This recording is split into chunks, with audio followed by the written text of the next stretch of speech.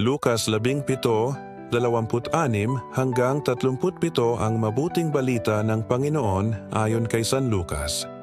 Noong panahong iyon, sinabi ni Jesus sa kanyang mga alagad, ang pagparito ng anak ng tao ay matutulad sa kapanahunan ni Noe.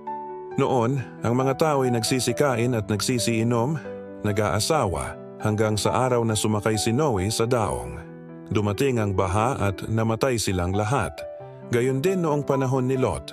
Ang mga tao ay nagsisikain at nagsisiinom, namimili at nagbibili, nagtatanim at nagtatayo ng bahay.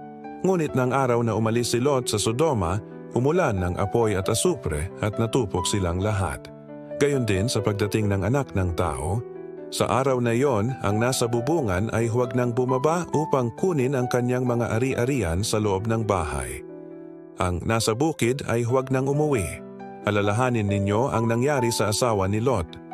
Ang sino mang magsikap na iligtas ang kanyang buhay ay mawawalan nito. Ngunit ang sino mang mawalan ng kanyang buhay ay siyang makapagliligtas nito. Sinasabi ko sa inyo, may 2 lalaking natutulog sa isang higaan sa gabing iyon. Kukunin ang isa at iiwan ang isa.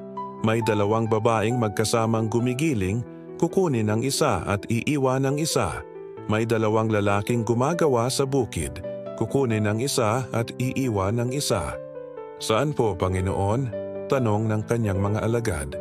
Sumagot siya, kung saan naroon ang mga bangkay, doon naman nagkakatipon ng mga buwitre. Ang mabuting balita ng Panginoon.